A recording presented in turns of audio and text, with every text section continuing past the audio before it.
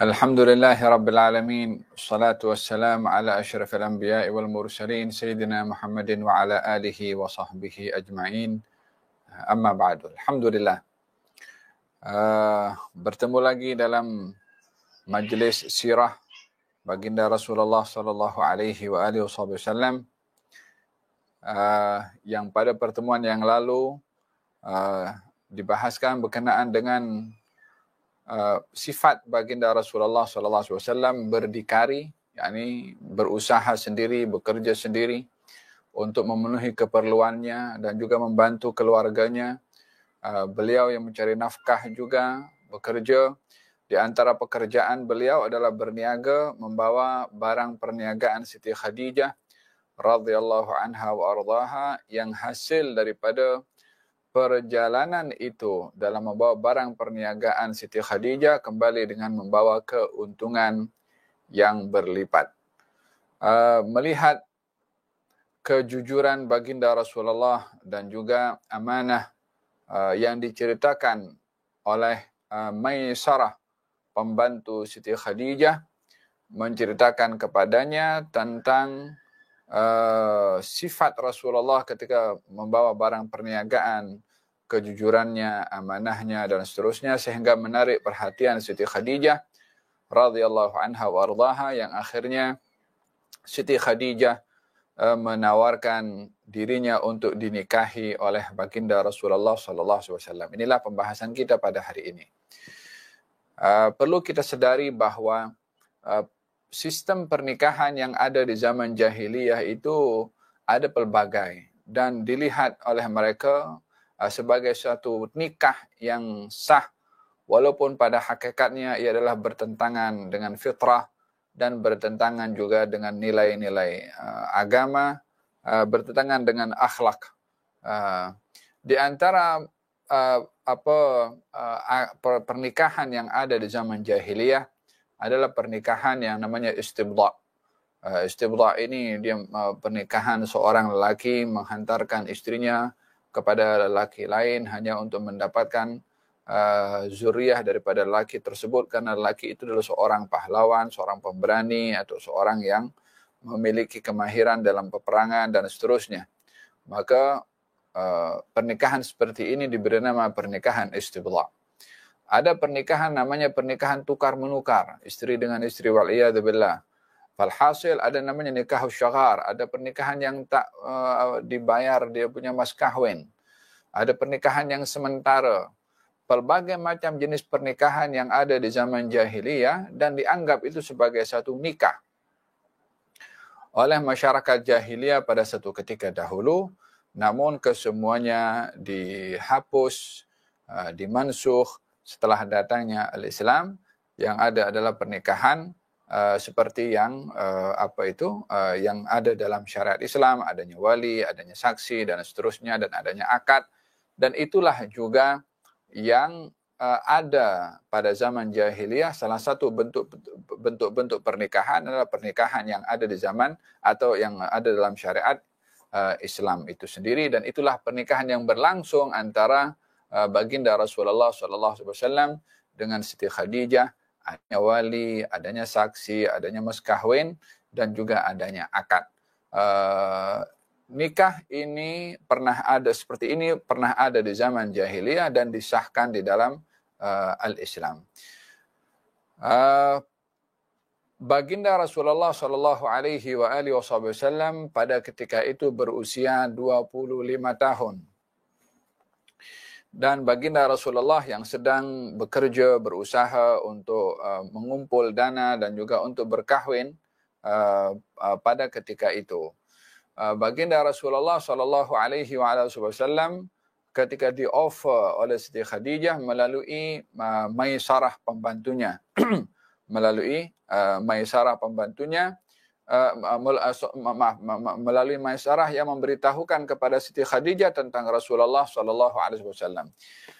Siti Khadijah, sebagaimana saya jelaskan pada pertemuan yang lalu, Siti Khadijah adalah seseorang yang dihormati walaupun di zaman jahiliyah. Beliau bergelar sebagai Sayyidatu Nisa'i Quraisy, yakni orang yang terkemuka di kalangan orang-orang Quraisy. Beliau juga digelari dengan At-Tahirah, yang suci karena tidak banyak bergaul ataupun tidak banyak berinteraksi dengan laki-laki.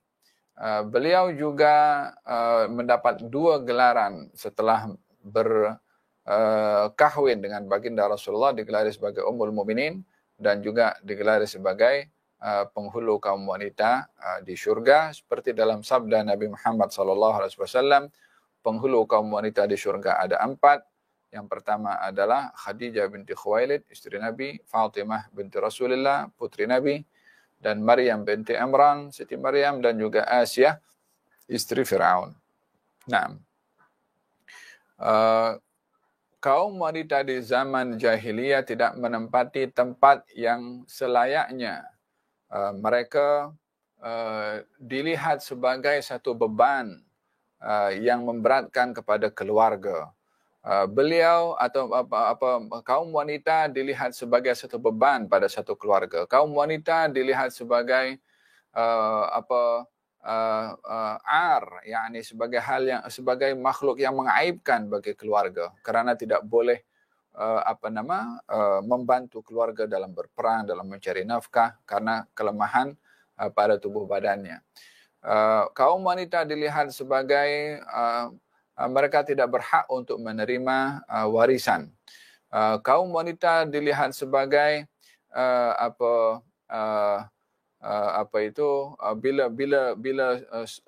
bila suami wanita meninggal dunia, wanita itu akan menjadi warisan kepada anaknya. Demikian keadaan yang ada pada zaman jahiliyah pada satu ketika dahulu sehingga datanglah al-Islam. Namun pada masa yang sama terdapat kaum wanita tertentu yang dihormati dan disegani walaupun tradisi yang ada pada masyarakat jahiliyah seperti mana saya sebutkan tadi, namun terdapat kaum wanita yang disegani dan dihormati seperti Siti Khadijah radhiyallahu anha wa ardhaha. Katanya kaidah yang dipakai oleh orang-orang Arab jahiliyah satu ketika dahulu bahwa la yarithuna illa man yahmilus saif. yakni tidak ada yang berhak menerima warisan kecuali yang boleh memegang pedang. Waktu itu yang berperang adalah laki-laki. Wanita tidak berperang, maka mereka tidak berhak untuk menerima warisan. Bahkan mereka dilihat tak ubahnya umpama sebagai makhluk yang untuk dinikmati saja, diambil manfaatnya saja macam binatang. Keadaan seperti ini yang menjadi menjadi satu tradisi pada masyarakat Arab jahiliyah pada satu ketika dahulu. Namun sebagaimana saya jelaskan, Siti Khadijah berbeza dengan yang lainnya, di mana gelaran yang ada kepada beliau sebelum Islam pun juga menjadi wanita yang dihormati, bahkan menjadi tumpuan kepada orang-orang ramai untuk merisik dan meminang kepada Siti Khadijah dengan memberikan harta yang banyak sebagai mas kawin, namun semuanya ditolak oleh Siti Khadijah radhiyallahu anha wa ardhaha.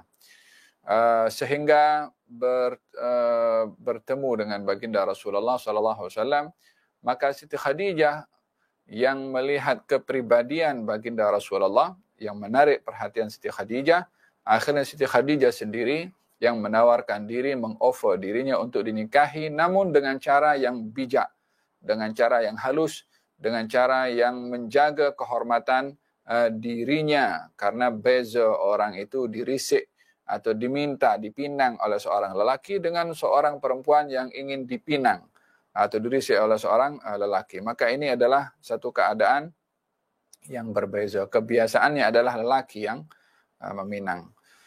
Namun bagi Siti Khadijah menggunakan strategi atau hilah, menggunakan cara yang halus, yaitu menghantarkan temannya bernama Nafisah binti Maniyah. Nafisah ini orang yang rapat dengan Siti Khadijah dan orang yang amanah. Maka kata Nafisah ketika diberitahu oleh Siti Khadijah, coba tanya dengan Muhammad, adakah ada keinginan untuk menikah atau tidak. Saya bacakan kata-kata Nafisah kepada baginda Rasulullah. Kanat Khadijah, yakni seorang, kata Nafisah mengatakan, Khadijah ini seorang wanita hazimah, yang tegas. Kemudian jalidah, yang dia berprinsip. dan syarifah, seorang yang mulia. Ini sifat yang diberikan kepada Siti Khadijah oleh temannya, yaitu Nafisah.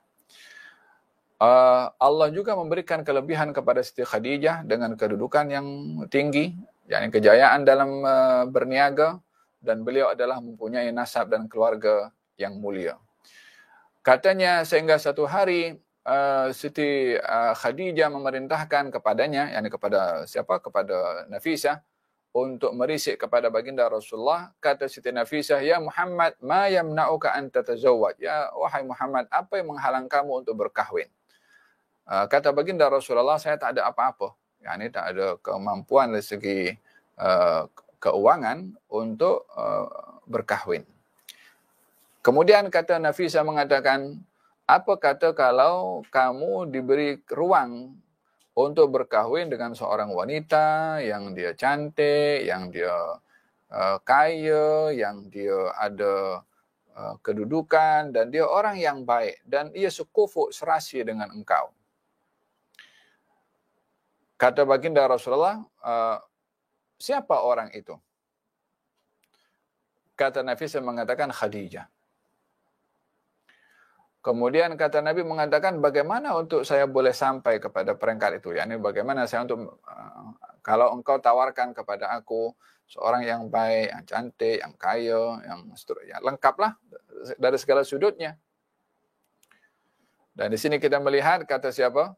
Kata Nafisah mengatakan, du'ita ilal mal. Macam mana kalau di-offer kepada kamu seorang wanita yang dia berharta, wal jamal, cantik, syaraf, mulia, kafa'ah, serasi dengan engkau, adakah kamu akan terima? Ya kan, apa kurangnya daripada sifat wanita yang serba lengkap segala-galanya? Maka kata baginda Rasulullah SAW, dengan demikian kita tahu bahwasanya walaupun usia Siti Khadijah pada waktu itu 40 tahun, tapi sifat yang diberikan oleh oleh Nafisah menunjukkan kesempurnaan daripada segala sudutnya, termasuk pada kecantikan wajah Siti Khadijah. Kemudian kata baginda Rasulullah SAW, macam mana saya nak sampai kepada peringkatnya seperti itu? Kata Nafisah mengatakan, aku akan uruskan. Padahal ini dah ada perbincangan antara Siti Khadijah dengan Nafisah. Ya kan? Caranya itu bijak, halus. Tidak sampai menjatuhkan kedudukan Siti Khadijah dengan terus offer dirinya, yang mungkin dilihat walaupun itu tidak salah pun, hanya lebih menjaga kepada kedudukan Siti Khadijah. Maka setelah hal itu disampaikan oleh Nafisah kepada baginda Rasulullah dan baginda pun bersetuju, maka baginda Rasulullah SAW berbincang dengan keluarga beliau, Abu Talib, Hamzah dan yang lain-lainnya, sehingga baginda Rasulullah SAW pun bersedia untuk merisik kepada Siti Khadijah radhiyallahu anha warḍaha. Penonton, hadirin hadirat yang dirahmati oleh Allah Subhanahu wa taala, di sini diceritakan dalam kitab sirah bagaimana Abu Talib datang dan merisik Siti Khadijah untuk dinikahi oleh baginda Rasulullah sallallahu alaihi wa ala alihi wasallam.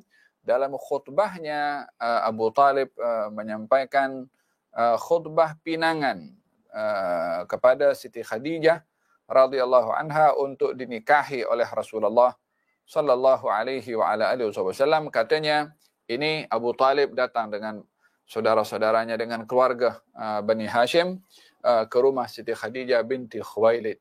Masa itu yang menerima kedatangan mereka adalah pak saudara Siti Khadijah. Kemudian berkhutbah Abu Talib, katanya, alhamdulillahilladzi ja'alana min dzurriyyati Ibrahim. Segala puji bagi Allah yang menjadikan kami keturunan Nabi Ibrahim, wa zar'i Ismail, dan juga keturunan Nabi Ismail. Bermakna mereka ini tahu silsilah nasab mereka sampai kepada Ibrahim dan Ismail. Wa dhi'dhi Ma'ad, dan kita keturunan daripada seorang bernama Ma'ad. Wa unsur Mudhar, daripada seorang bernama Mudhar. Wa ja'alana hadanata baitih, dan Allah menjadikan kami ini sebagai seorang yang menjaga rumahnya, yakni Ka'bah. Wa sawwasa haramih, dan pelindung kepada haram, yakni Ka'bah itu sendiri. Wa ja'alana baitan mahjujan, Dan Allah menjadikan untuk kami rumah untuk orang datang ke rumah itu melaksanakan haji. Wa haraman aminan, Allah menjadikan untuk kami kawasan yang aman. Wa ja'alana al-hukama 'alan nas, dan menjadikan kami, yakni orang-orang Quraisy, sebagai pemimpin kepada manusia. Summa inna ibna akhi hadha Muhammad bin Abdullah, sesungguhnya anak saudara saya ini Muhammad bin Abdullah. Kita kalau dalam pernikahan kan, kalau masing-masing ada dia punya cara ya, tradisinya. Kalau di sini orang nak berisik dengan pantun, di bangsa Arab dengan khutbah. Ada khutbah nikah, ada khutbah merisik, khutbah meminang. Ini khutbahnya Abu Talib ketika meminang untuk Rasulullah. Katanya, inna ibna akhi hadha Muhammad bin Abdullah la yuzan bihi rajulun min Quraisyin syarafan wa nablan wa fadlan illa rajaha bihi. Sungguhnya anak saudaraku ini Muhammad bin Abdullah adalah seorang yang tak dapat dibandingkan oleh mana-mana anak muda daripada bangsa Quraisy. Dari kemuliaannya, dari segi kewibawaannya, dan juga dari segi kedudukannya, melainkan dia lebih daripada yang lainnya. Kata Abu Talib. Ingin menunjukkan bahwasanya lelaki ini layak, bukan sembarang orang. Datang untuk meminta, bukan orang-orang yang rendah kedudukannya, tapi orang yang tinggi, supaya apa yang diminta karena kedudukannya orang ini mulia, permintaan itu tidak ditolak. Huwa wa in kana fil mali qalla, kata Abu Talib, beliau, yakni Rasulullah, walaupun, tengok bahasanya Abu Talib ya, walaupun beliau itu daripada segi harta adalah orang yang tidak memiliki harta, maksudnya tidak mempunyai harta yang banyak, perlu diketahui bahwa fa'innal mala dhillun zail, sesungguhnya harta itu adalah bayangan yang hilang. Maksudnya harta tidak kekal. Dan kalau tidak kekal macam mana? Nah, dijadikan sebagai satu neraca dan ukuran. Kalau dijadikan harta sebagai ukuran, hari ini berharta, esok tak berharta, maka tak ada nilai lah orang tu. Jadi Muhammad ini walaupun dari segi harta dia kurang, pada hakikatnya harta bukan ukuran. Apa sebabnya? Disebabkan oleh kerana harta itu datang dan pergi. Wa amrun ha'il, yakni tidak kekal. Wa ariyatun mustarja'ah, dan harta ini ada kalanya hari ini nasib memihak kepada kita sehingga berharta, esok memihak kepada orang lain, esok kita tak berharta. Kata Abu Talib, wa Muhammad min man araftum qarabatahu. Muhammad ini adalah orang yang kamu sendiri kenal siapa kerabatnya. Wa huwa wallahi ba'da hadha naba'un hadha naba', dan dia ini Muhammad setelah sekarang ini, di masa akan datang akan berlaku satu kejadian yang besar untuknya. Yani Abu Talib sudah memberikan hint kehebatan Rasulullah seperti daripada kecil lagi yang sudah banyak disaksikan oleh Abu Talib terhadap Rasulullah. Bukankah dalam pertemuan awal ketika diceritakan bagaimana Abu Talib kalau mengajak makan di rumahnya, tunggu Nabi Muhammad makan dulu. Apa sebabnya? Kalau makan bersama dan Rasulullah ada, makanan cukup untuk semua. Kalau makan bersama Rasulullah tak ada, makanan tak cukup, maknanya tak kenyang.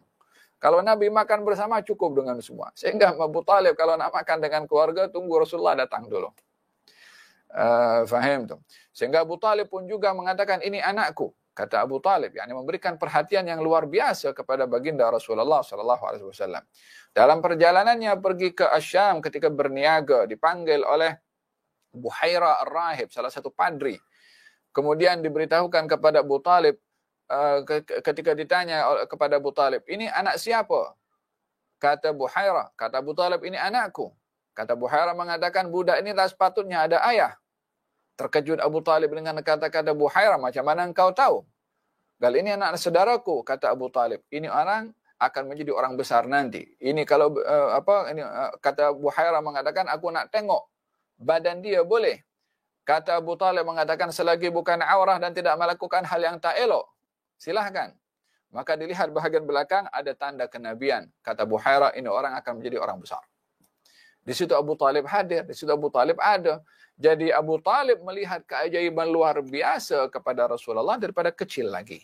Sampai beliau pun dewasa. Maka kata Abu Talib, anak saudaraku ini akan menjadi orang besar satu hari nanti. wa khatarun jalilun jasim, dan akan perkara yang luar biasa akan berlaku kepada beliau. Walahu fi Khadijah binti Khuwailid raghbatun, dan anak saudaraku ini ada kecenderungan untuk merisik kepada Siti Khadijah. Lalu diterimalah pinangan itu dengan Nabi memberikan mas kahwin 12 uqiyah. Kemudian diberikan 12 uqiyah, lebih kurang sama dengan 500 dirham. 500 dirham ini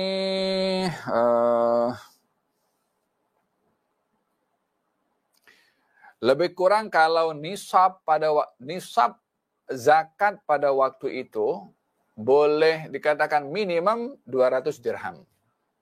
Nisab. Bermakna bukan sikit. Ya kan? Nisab untuk zakat bermakna orang berkemampuan untuk mengeluarkan zakat. Itu 200 orang punya 200 dirham itu dianggap kaya sudah. Ini Nabi punya mas kahwin 500 dirham. Yakni dua kali setengah. Kalau kita punya nisab sekarang berapa? Anggaplah kalau nisab sekarang dalam hampir 15.000 ke 20.000. Ya kan? Ini mas kahwinnya dua kali ganda lebih. Itu duitnya saja. Belum lain lagi. Apa yang lain lagi? Katanya wa asdaqaha Rasulullah sallallahu alaihi wasallam 20 bakrah, 20 ekor unta. Ya salam. Ini mas kahwinnya Rasulullah sallallahu alaihi wasallam. Macam mana? Mahal sangat. Ya, dalam perkahwinan ini Nabi bersabda sebaik-baik pernikahan yang paling sederhana mas kahwinnya. Bertujuan jangan sampai karena mahalnya mas kahwin orang terhalang untuk menikah. Pada masa yang sama, kalau orang mampu janganlah kedekut. Ya kan? Ini kan mas kawin formality saja, berapa saja kan 1111 dan sen. Kalau Allah berfirman dalam Al-Quranul Karim, Sayyidina Umar pernah satu hari khutbah di atas mimbar. Tapi jangan campaign ini Habib Ali nanti bagi mas kawin mahal, tidak. Ini kita bicara hukum. Sayyidina Umar pernah satu hari berkhutbah di atas mimbar dan ingin mengeluarkan satu keputusan, dekrit dalam kerajaan untuk menentukan bahwasanya mas kawin tak boleh mahal. Mesti rendah. Akan dijadikan satu keputusan undang-undang pentadbiran Sayyidina Umar bin Khattab. Sementara beliau khutbah dan ingin membuatkan satu keputusan, seorang wanita berdiri mengcounter kata-kata Sayyidina Umar. Sayyidina Umar nak jadikan mas kahwin itu murah. Seorang wanita itu mengatakan, ya Amirul Mukminin, sesungguhnya Allah dalam Al-Quranul Karim membenarkan memberikan mas kahwin dengan yang banyak, yang mahal. Katanya, wa kaifa ta'khudunahu wa qad akhadtum ihdahunna qintaran. Apa dalam Quran tuh? Wa kaifa ta'khudunahu wa qad akhadtum ihdahunna qintaran. Walhasil menegur kepada lelaki yang sudah memberikan mas kahwin kepada istri, bila istri itu diceraikan, tiada hak bagi lelaki itu memberikan, yang sudah memberikan mas kahwinnya, untuk meminta pulangan balik mas kahwin yang sudah diberi, walaupun lelaki tadi telah memberi mas kahwin qintaran. Qintaran ini jumlah keuangan atau harta yang banyak. Artinya, sebanyak manapun mas kahwin yang diberikan kepada istri, bila sudah bersama, maka itu menjadi hak kepada istri dan tiada hak bagi suami untuk meminta pulangan balik. Dalam ayat tadi, memberikan mas kahwin dalam jumlah yang banyak. Jadi dalam hal ini baginda Rasulullah SAW melihat kepada Siti Khadijah, seorang yang kaya, seorang bangsawan, seorang yang berkedudukan mulia, seorang yang diberikan oleh Nabi sesuai dengan haknya. Diberikan oleh Nabi sesuai dengan kedudukannya. Di sini Nabi gentle. Di sini Nabi menunjukkan penghormatannya kepada Siti Khadijah sebagai seorang bangsawan, sebagai seorang kaya raya. Mas kawinnya pun juga cukup dan sesuai dengan kedudukan Siti Khadijah radhiyallahu anha warḍaha. Dipersetujui berlangsunglah perkahwinan baginda Rasulullah SAW dengan Siti Khadijah, perkahwinan yang cukup amat luar biasa, perkahwinan yang penuh dengan barakah, yang dengan perkahwinan itu dianugerahkan oleh Allah Subhanahu wa taala 4 orang anak perempuan, 2 anak laki-laki, ada yang mengatakan 3 anak laki-laki daripada perkahwinan baginda Rasulullah dengan Siti Khadijah. Anak perempuannya Zainab, Ruqayyah, Ummu Kalthum dan Fatimah. Adapun anak lelakinya Qasim dan juga Abdullah. Ada yang mengatakan ada anak Nabi yang ketiga daripada Siti Khadijah namanya Tayyib.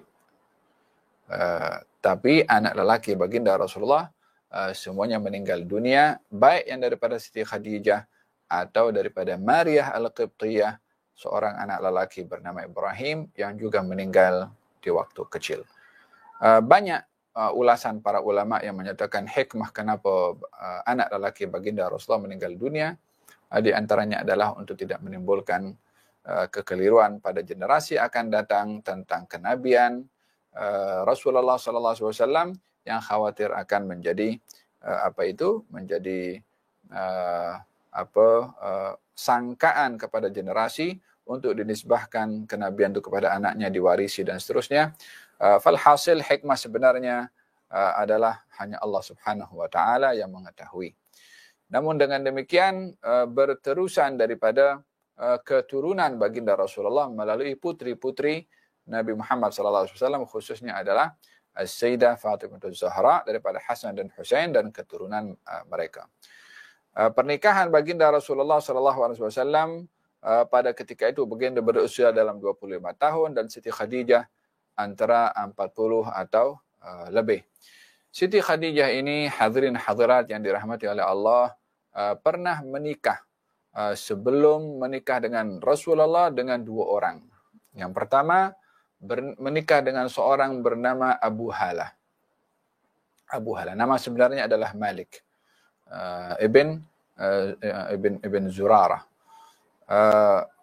Siti Khadijah menikah dengan Abu Halah mendapatkan cahaya mata 2 orang.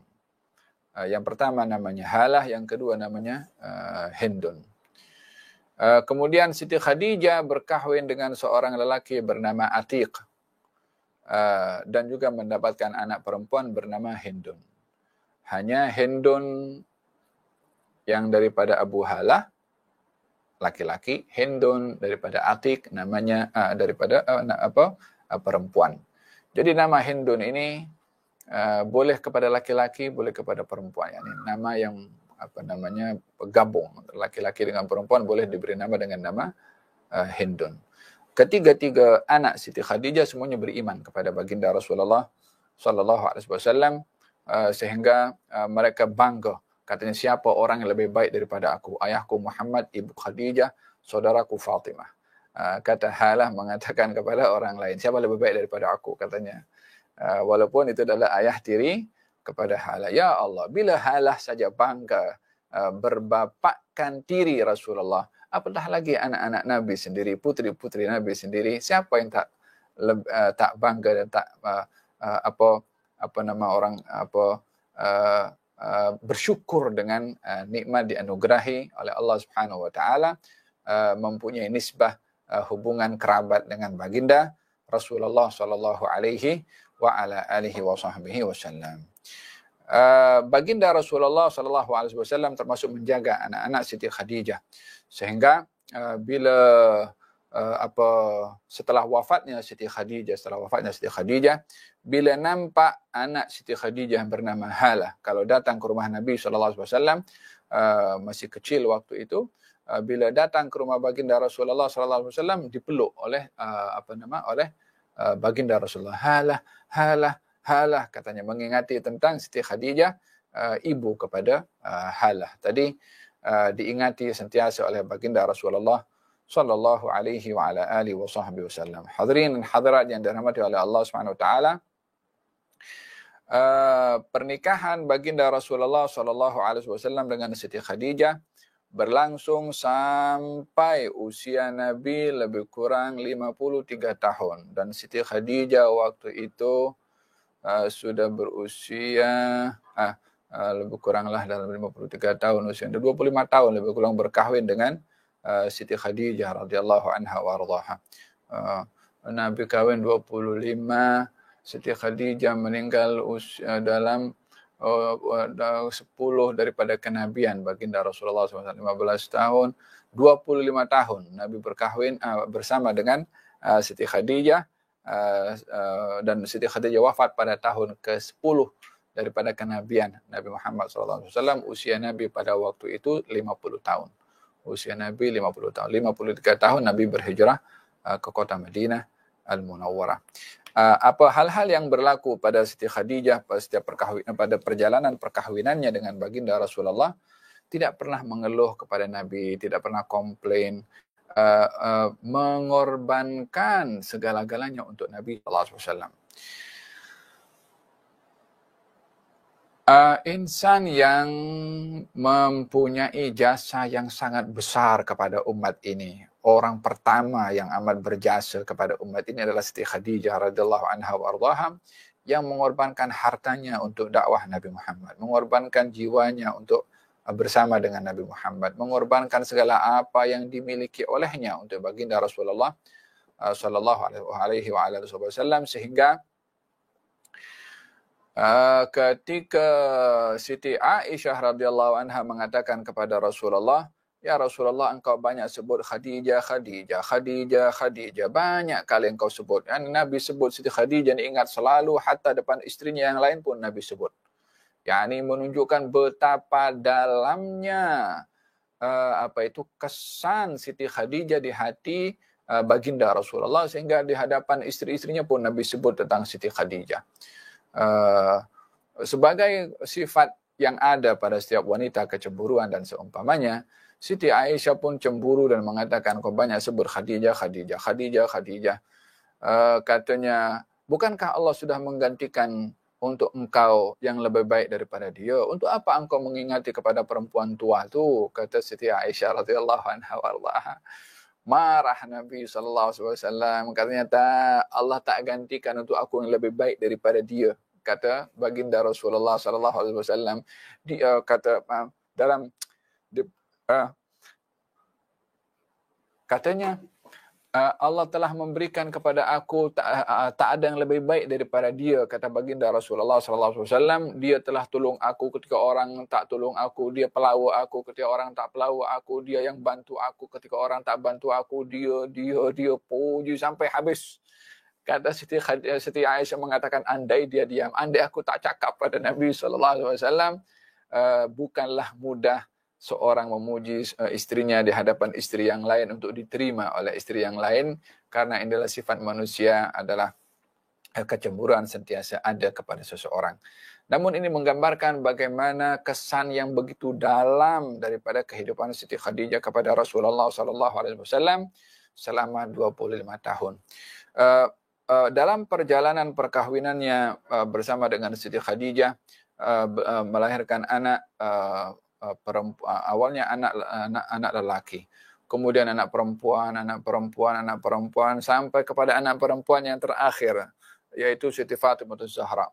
Siti Khadijah ketika melahirkan anak perempuan yang keempat, yaitu Siti Fatimah, maka risaulah Siti Khadijah disebabkan oleh kerana anaknya perempuan saja, bukan lelaki. Sementara pada ketika itu inginlah ada anak laki-laki yang boleh untuk meneruskan perjalanan ayahnya dan yakni anak laki-laki yang menjadi pengganti kepada ayah di rumah.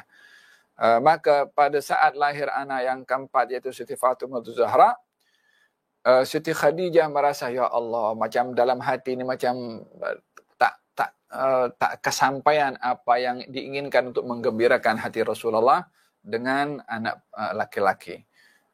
Kemudian maka dia pun beritahu kepada Rasulullah, ya Rasulullah, dah perempuan lagi yang lahir. Kata baginda Rasulullah dengan menghampiri kepada Siti Khadijah dengan penuh perasaan kasih sayang, mengangkat kepada bayi itu Siti Fatimah dan dicium oleh baginda Rasulullah dengan Nabi mengatakan, innaha nasmatun mubarakah, ini insan yang akan membawa berkat, kata Nabi SAW. Memang benarlah akhirnya apa yang dikata oleh Rasulullah, keberkatan ada pada Siti Fatimah, di mana seluruh anak Nabi meninggal dunia sebelum baginda Rasulullah kecuali Fatimah Zahra yang meninggal setelah wafatnya Nabi. Selama mana Nabi itu berjuang berdakwah, Siti Fatimah sentiasa menemani Rasulullah SAW dalam suka, dalam duka, dalam sukar, dalam senang.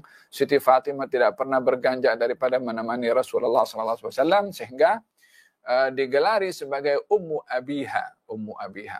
Yani Fatimah ini digelari sebagai ibu kepada ayahnya, yakni macam ibu kepada Rasulullah, bukan bermakna secara hakikatnya, yakni tugasan yang diambil oleh Siti Fatimah terhadap Rasulullah macam seorang ibu kepada anaknya, perhatiannya, kebersihannya, yakni segala-galanya diberi perhatian oleh Siti Fatimah Zahra, sehingga baginda Rasulullah memberi perhatian kepada beliau juga. Falhasil, dalam perkahwinan berlangsung lebih kurang 5 tahun bersama dengan Siti Khadijah radhiyallahu anha wa ardhaha, ada peristiwa yang besar berlaku, yaitu banjir yang begitu dahsyat melanda di kota Mekah dan juga merosakkan bangunan Ka'bah pada ketika itu. Maka dilihat banjir itu ketika sudah mulai surut, kemudian dilihat Ka'bah itu banyak yang rosak, maka pembesar-pembesar Quraisy, gabungan daripada beberapa kabilah, Quraisy itu gabungan daripada beberapa kabilah. Ada daripada kabilah Bani Abdi Manaf, ada Bani Zuhra, ada Bani Abdiddar, ada Bani Asad, ada Bani Hashim, kemudian ada Bani Adi. Falhasil, gabungan daripada beberapa kabilah ini yang mereka boleh dikatakan yang mengurus Mekah pada waktu, pemimpin-pemimpin Mekah. Berbincang satu dengan yang lain, macam mana kita nak buat dengan Ka'bah. Akhirnya mereka berpakat, seorang bernama Al-Walid Ibn Al-Mughirah, salah seorang yang disegani dan dihormati. Katanya, sekarang kamu ini melihat kepada Ka'bah yang sudah runtuh sekarang ini, kamu bertujuan untuk meruntuhkan, menghapuskan Ka'bah, atau kamu nak memperbaiki Ka'bah? Mereka mengatakan, kita ingin memperbaiki. Nah, kalau begitu, keinginan memperbaiki ini niat yang baik. Mereka berpikir, kalau kita runtuhkan Ka'bah ini, nanti balak datang. Ini rumahnya Allah SWT, macam mana kita robohkan? So, mereka takut nak robohkan Ka'bah ini, karena khawatir datang bencana. Kata Al-Walid, kita nak memperbaiki, bukan nak menghilangkan. Akhirnya mereka berpakat, okey, kalau begitu Al-Walid, engkau mula dulu pecahkan Ka'bah tu, untuk robohkan Ka'bah. Engkau mula dulu, tengok dulu nanti ada balak turun atau tidak. Maka Al-Walid pun meruntuhkan kepada bahagian daripada Ka'bah, ditunggu dulu beberapa hari. Ada datang bencana atau tidak. Ketika ditunggu beberapa hari tidak ada apa-apa balak datang, maka diambil satu kesimpulan bermakna apa yang kita nak lakukan, membangun balik Ka'bah adalah perkara yang baik. Maka pada ketika itu disampaikan khutbah juga untuk membangun Ka'bah. Katanya di antara prosedur dalam membangun Ka'bah ini, jangan ada yang menyumbang untuk pembangunan Ka'bah ini hasil daripada melacur, hasil daripada riba, hasil daripada mengambil harta orang. Yakni dana yang dikumpul daripada sumber yang baik, yang bersih. Tak mau daripada hasil melacur, daripada hasil merompak, mencuri, mengambil hak orang, tak mau. Bermakna kehidupan pada waktu itu mereka dapat membezakan mana yang batil, mana yang hak, mana yang betul, mana yang salah, mana yang ma'ruf, mana yang mungkar. Kalau tidak, untuk apa mereka mengatakan kita kena keluarkan dana daripada dana yang baik?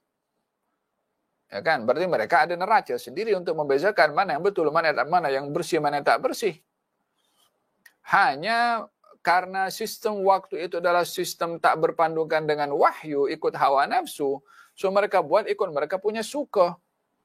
Walaupun itu perkara yang salah, tapi yakni perkara salah yang dikanunkan. Mereka tahu kalau itu salah, macam tadi saya jelaskan berkenaan dengan perkahwinan yang salah dan itu zina pada hakikatnya, hanya dikanunkan. Sebab undang-undang pada waktu itu adalah undang-undang pancaroba, undang-undang hawa nafsu. Ikut dia punya suka. Mereka suka hari ini bulan Rajab sekarang, tapi kita nak berperang nih, kita ubah Rajab tahun depan. Ikut punya suka. Sebab tak ada, inilah sistem kalau tidak ada berpandukan dengan wahyu. Kalau ikut hawa nafsu, kacau. Maka pada ketika itu hanya diambil daripada sumber rezeki yang halal, yang bersih sahaja untuk dijadikan sebagai dana pembangunan Ka'bah. Dengan demikian, bila ingin bangun masjid, bangun daripada sumber yang betul. Bila ingin memberikan untuk hal-hal kebaikan, ambil daripada sumber yang betul. Jangan guna duit riba pergi umrah. Jangan guna duit curi rasuah daripada orang untuk membersihkan kesalahan dan dosa kita dengan pergi haji atau menghajikan orang lain. Kalau masyarakat jahiliyah pun ambil berat pasal sumber yang bersih untuk Ka'bah, kita sebagai seorang muslim ini lebih untuk kita menekankan tentang hal sedemikian karena kita dianugerahkan Islam oleh Allah Subhanahu wa taala. Wa hakala. Kemudian baginda Rasulullah pun join dalam hal ini. Maka setelah diruntuhkan Ka'bah itu daripada bangunan atas sampai ke bawah. Dulu bangunan Ka'bah itu kalau kita nampak Hajar Ismail sekarang, Hajar Ismail itu tingginya Hajar Ismail sama dengan ketinggian Ka'bah yang sekarang dahulu, sebelum dirobohkan, sebelum diruntuhkan pada peristiwa pembangunan Ka'bah ini. Jadi ketika dirobohkan daripada bangunan atas, satu demi satu dirobohkan sampai kepada bahagian Hajar Aswad.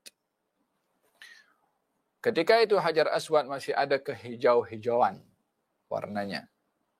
Maka sampai kepada bahagian situ dasar fondasi Ka'bah dikekalkan. Yani dibangun sampai batasan Hajar Aswad, dibangun balik ke atas. Ya.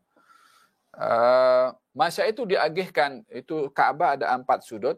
Jadi kabilah-kabilah yang saya sebutkan tadi, Bani Zuhra, Bani Abdi Manaf, Bani Adi, Bani Hashim, kemudian siapa lagi, Bani Asad, semua bergabung. Tapi diagihkan, kamu bahagian antara rukun Yamani dengan Hajar Aswad. Ini daripada pintu Hajar Aswad Ka'bah sampai kepada rukun Iraqi, daripada rukun Iraqi kepada rukun Syami, daripada rukun Syami kepada rukun Yamani. Walhasil masing-masing diberi tugas sebagai gabungan bersama dan mendapat kemuliaan dalam membangun Ka'bah. Dengan begitu adil. Semuanya kerja, termasuk baginda Rasulullah SAW yang bekerja juga membangun Ka'bah. Pada ketika itu diriwayatkan di sini dalam hadis bahwasanya baginda Rasulullah SAW yang ikut juga membangun Ka'bah dan usia Nabi pada waktu itu 30 tahun, saya ingat. Usia Nabi 30 atau 35 tahun. 30 tahun. Diingatkan Nabi ketika itu mengangkat batu dan diletakkan di bahunya untuk diletakkan pada bangunan Ka'bah. Pada ketika itu Abbas, bapak saudara Nabi, nampak Nabi meletakkan bahu itu, meletakkan batu di bahu. Kata Abbas mengatakan, ya Muhammad, buka kain pelekat engkau, lipat, letakkan di bahu sebagai alas supaya batu yang kau letak itu tak kena kepada kulit dan mungkin boleh melukai kepada kulit badan. Letakkan alas. Daripada mana alasnya? Daripada kain pelekat. Maka Nabi ketika ingin membuka kain pelekatnya dan ingin dijadikan kain itu sebagai alas, Nabi jatuh pingsan. Mendengar suara, jangan kau dedahkan auratmu. Jatuhlah pingsan, akan untuk dikejutkan. Akhirnya Nabi buka mata dan Nabi mengatakan, mana kain pelekat aku? Nah, ini kain pelekatnya masih lekat atau belum dibuka. Suara itu adalah sebagai hantaran daripada Allah Subhanahu wa taala dan pada pembahasan pertama saya bahaskan bagaimana Allah menjaga Nabi ini daripada awal lagi hatta sulbi lelaki dan rahim perempuan yang akan menjaga benih Nabi ini dijaga oleh Allah Subhanahu wa taala sehingga tidak berada dalam sulbi dan rahim orang-orang yang tidak beriman. Sampai kepada kedua ibu bapa baginda Rasulullah sallallahu alaihi wasallam seperti saya dah bahaskan panjang lebar pada awal pertemuan kelas ini. Sampailah baginda ketika dilahirkan, ketika remaja, ketika dewasa, termasuk ketika membangun Ka'bah dijaga oleh Allah sehingga auratnya tidak dinampak oleh sesiapapun. Kemudian baginda ketika sedar dan Nabi mengatakan mana kain pelekat aku didapati masih lekat dan baginda Rasulullah SAW bangun dan meneruskan pembangunan Ka'bah sehingga bangunan Ka'bah itu selesai dalam keadaan tidak dapat disempurnakan. Pembangunan Ka'bah seperti bangunan yang asal. Bangunan yang sekarang saya katakan tadi Hajar Ismail itu sepatutnya tingginya sama dengan bangunan yang sedia ada sekarang. Tetapi oleh kerana dana yang terkumpul waktu itu tidak mencukupi untuk membangun Ka'bah setinggi yang asal. Melainkan cukup untuk kawasan yang Hajar Ismail sahaja. Sampai di situ saja dana yang cukup untuk melengkapkan pembangunan Ka'bah. Maka berhentilah atau terhentilah pembangunan Ka'bah sampai kepada bahagian Hajar Ismail yang sedia ada sekarang ini. Tiba waktu untuk nak meletakkan Hajar Aswad. Hajar Aswad masa itu dikeluarkan karena nak dibangun di atas tu sampai tiba waktu peletakan Hajar Aswad. Masing-masing dari kabilah yang saya sebutkan tadi merasa dirinya berhak untuk meletakkan Hajar Aswad di tempatnya dan itu adalah satu kehormatan bagi mereka. Bani Abdul Uzza, Bani Zuhra, Bani Abdi Manaf, Bani Asad, semuanya kan aku nak letak sampai mereka pun berselisih dan hampir berlaku pertumpahan darah. Tengok macam mana. Karena hal yang sedemikian yang memerlukan kepada ketenangan dalam berfikir, hampir berlaku pembunuhan dan berapa nyawa akan hilang disebabkan hal yang sedemikian. Faham dong? Baginda Rasulullah ketika melihat kepada Sayyidina Umar ingin tawaf, ya Umar, kamu kalau nak cium Hajar Aswad jangan ganggu orang. Sayyidina Umar ini badannya kuat. Kalau dia nak pergi cium Hajar Aswad, dia tolak sana, tolak sini, dia boleh cium. Tapi orang lain kena sakit lah. Kata Nabi, jangan. Jangan karena yang sunnah mencium Hajar Aswad, kamu menyakiti orang lain. Yang berlaku zaman kita sekarang, la ilaha illallah Muhammad Rasulullah. Sikut sana, sikut sini. Orang kena muka, walhasil, inna lillahi wa inna ilaihi raji'un. Ya Habib, kalau tahu macam itu, macam mana nak cium Hajar Aswad? Ada juga yang dia ada standby dulu lah. Imam tu, Assalamualaikum warahmatullahi. Baru salam pertama, belum selesai Assalamualaikum, dia lompat dulu pergi ke Hajar Aswad untuk mencium Hajar Aswad. Tak tahu dia salam dengan imam ke, atau salam ke, dia solat ke, dia tak solat. Falhasil, perlu seorang itu ada ilmu untuk melakukan ibadah supaya tak bertentangan dengan adab yang diajar oleh Rasulullah SAW.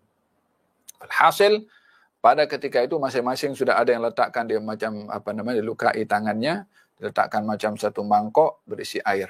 Darah diletakkan macam ini. Sebagai satu iqrar. Kalau bukan bangsa kami yang letak, akan berlaku pertumpahan darah. Sampai demikian. Maka ketika itu diredakan oleh salah seorang, saya ingat Walid bin Mughirah mengatakan, okey, hal ini hold dulu, tunggu dulu. Biar semuanya dalam keadaan tenang. Ditunggu beberapa hari sampai kepada satu kesimpulan. Okey. Tentunya kita ini adalah satu keluarga dan kita tidak mahu ada apa-apa korban dan kita ingin meneruskan menjaga Kaabah. Maka kita ambil keputusan siapa saja yang masuk melalui pintu, masa itu ada pagar lah, pintu Masjidil Haram, siapa saja ia daripada kabilah mana saja, maka dialah orang yang berhak untuk meletakkan Hajar Aswad. Daripada kita nanti bergaduh, berperang, bertumpahan darah, baik kita sepakat dulu siapa orang pertama yang masuk daripada pintu itu saat ini, maka dia berhak untuk meletakkan. Kalau itu daripada kabilah siapapun, yang lain kena terima. Mereka bersetuju karena mengharapkan harap-harap yang masuk itu daripada kabilahnya. Untuk tidak berlaku pertumpahan darah. Maka pada ketika itu baginda Rasulullah lah yang masuk melalui pintu. Saat baginda Rasulullah masuk melalui pintu, ketua-ketua kabilah yang sedang menunggu orang yang masuk melalui pintu yang mengharapkan daripada kabilahnya lah yang masuk melalui pintu tersebut. Ketika Nabi yang masuk, serentak semuanya, okey, kita setuju dengan Al-Amin. Hatta yang bukan daripada kabilahnya Nabi sendiri. Hatta bukan daripada Bani Hashim. Aku setuju dengan Al-Amin. Ini menunjukkan bagaimana kedudukan Nabi pada waktu itu yang diterima oleh semua kalangan. Yang dihormati oleh semua kabilah dalam usia yang sangat muda pada ketika itu baginda Rasulullah SAW. Maka Nabi ketika menyadari apa yang berlaku, Nabi ambil dia punya selendang, Nabi bentangkan selendang itu, diletakkan Hajar Aswad itu oleh Nabi di atas selendang Nabi, lalu kemudian Nabi panggil setiap kabilah yang tadi sedang sama-sama membantu membangun, kabilah Abdul Uzza di sini, kabilah Abdul Manaf di sini, kabilah Zuhra di sini, kabilah Bani Adi di sini, masing-masing ambil bahagian memegang kain untuk mengangkat Hajar Aswad itu. Ini Hajar Aswad diletakkan dalam kain, masing-masing kabilah mengangkat. Jom angkat sama-sama.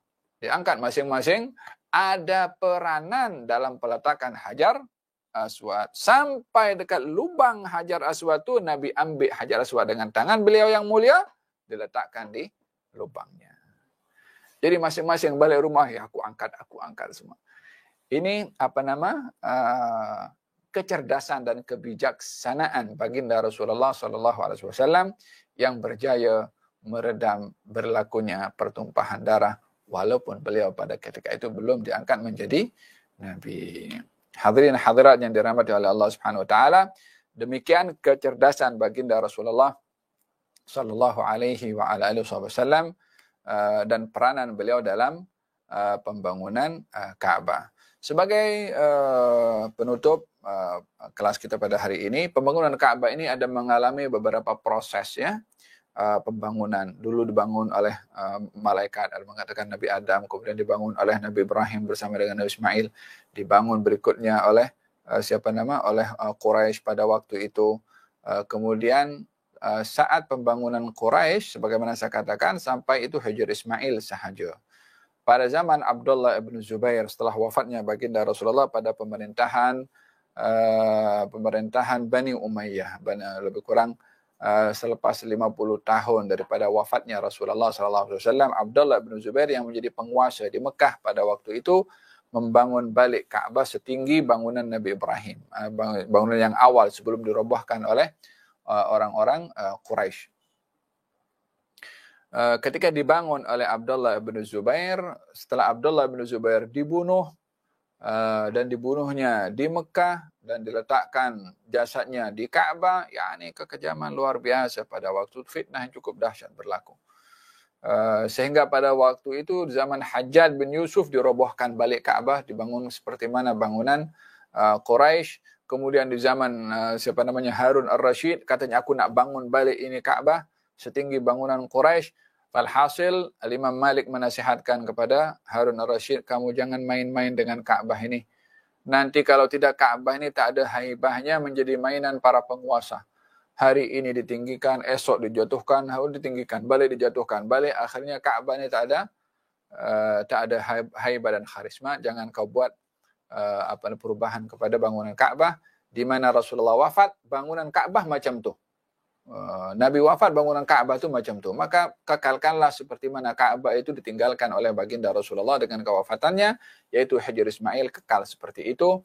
Kalaupun ada kewajiban untuk nak menyempurnakan ketinggian Ka'bah sama dengan bangunan asal, pasti akan dibuat oleh baginda Rasulullah sallallahu alaihi wa alihi wasallam. Hadirin hadirat penonton dirahmati oleh Allah Subhanahu wa taala, demikian dua peristiwa besar yang berlaku kepada Rasulullah. Yang pertama adalah perkahwinan beliau dengan Siti Khadijah radhiyallahu anha wardaha, dan yang kedua adalah peristiwa pembangunan Ka'bah pada usia Nabi yang ke-30 tahun, dan pernikahan yang teramat indah dilalui oleh baginda Rasulullah bersama dengan Siti Khadijah, yang tidak pernah sekalipun dilupakan oleh baginda Rasulullah tentang pengorbanan Siti Khadijah terhadap beliau, daripada seorang wanita yang kaya raya, dermawan, seorang wanita disegani, dihormati, menghabiskan segala yang ada pada Siti Khadijah untuk Rasulullah. Masanya, tenaganya, fikirannya, hartanya, semua untuk Nabi. Tak pernah sedikit pun meninggalkan baginda Rasulullah dalam keadaan apapun juga cabaran yang dihadapi oleh baginda Rasulullah sallallahu alaihi wasallam. Dalam ketika Siti Khadijah radhiyallahu anha wardaha mengungkapkan rasa sedihnya ketika anaknya, saya ingat Qasim meninggal dunia pada saat masih kecil, belum 2 tahun. Saya ingat kemudian Siti Khadijah itu mengadu kepada Rasulullah, ya Rasulullah, andailah Qasim ini kalaupun nak meninggal dunia, biarlah dia sempurnakan dulu menyusu daripada aku. Yani karena waktu itu Siti Khadijah merasa susu, air susu yang sepatutnya untuk Qasim diminum oleh Qasim, tapi kalau sudah meninggal dunia, air susunya ada tapi Qasimnya tak ada. Kata Siti Khadijah mengatakan, andailah Qasim ini kalau boleh hidup lah, boleh selesaikan untuk menyusu, lepas itu tak apalah. Yani ungkapan orang sedih sangat waktu itu. Kata baginda Rasulullah mengatakan kepada Siti Khadijah, sesungguhnya Qasim disempurnakan susuannya di syurga. Yani Qasim pun sekarang sedang disusui di syurga. Kata baginda Rasulullah SAW, kalau kamu mahu, aku tunjukkan kepada kamu. Ya salam. Ya subhanallah. Kalau kamu mahu, aku tunjukkan. Yani dia akan minta kepada Allah, tunjukkan seperti Siti Khadijah. Tengok bagaimana nak hibur kepada Siti Khadijah radhiyallahu anha wardaha, dengan diberikan oleh Nabi hatta hal yang begitu jauh, yakni syurga macam mana Qasim berada di sana, ditunjukkan berada di alam yang bukan di alam dunia. Demikian bagaimana baginda Rasulullah memberikan satu penghargaan yang luar biasa kepada Siti Khadijah radhiyallahu anha wardaha. Hakada kehidupan Siti Khadijah bersama dengan Rasulullah, dan bagaimana hiburan yang diberikan oleh Nabi kepada Siti Khadijah, karena Siti Khadijah selalu menghibur kepada baginda Rasulullah sallallahu alaihi wasallam. Kehidupan yang cukup harmoni yang bahagia dilalui oleh Siti Khadijah bersama dengan Rasulullah. As'ad mar'a fid dunya fil alam, yani wanita yang paling bertuah dan paling bahagia di dunia ini adalah Siti Khadijah bersama dengan baginda Rasulullah sallallahu alaihi wasallam. Demikian yang perlu kita ambil daripada kelas pada hari ini. Kita akan teruskan pada pertemuan yang akan datang tentang beberapa hal yang terkait dengan penjagaan Nabi kepada Sayyidina Ali bin Abi Thalib untuk meringankan kerja atau meringankan beban Abu Talib yang berhadapan dengan situasi keuangan. InsyaAllah kita akan teruskan pada pertemuan yang akan datang. Moga-moga Allah Subhanahu Wa Taala berikan kepada kita manfaat dan juga ditanamkan dalam hati kita keluasan pengetahuan tentang Rasulullah Sallallahu Alaihi Wasallam, dan juga dianugerahkan oleh Allah Subhanahu wa taala, mahabbah kepada Nabi, rindu kepada Nabi, cinta kepada Nabi, penghayatan kepada sirah Nabi, dan meniru Nabi SAW. Sebaik-baik insan adalah yang meneladani Rasulullah SAW dalam segala perbuatannya, khususnya dalam kehidupan rumah tangga baginda Rasulullah SAW. Hada billahi taufiq. Wassalamualaikum warahmatullahi wabarakatuh.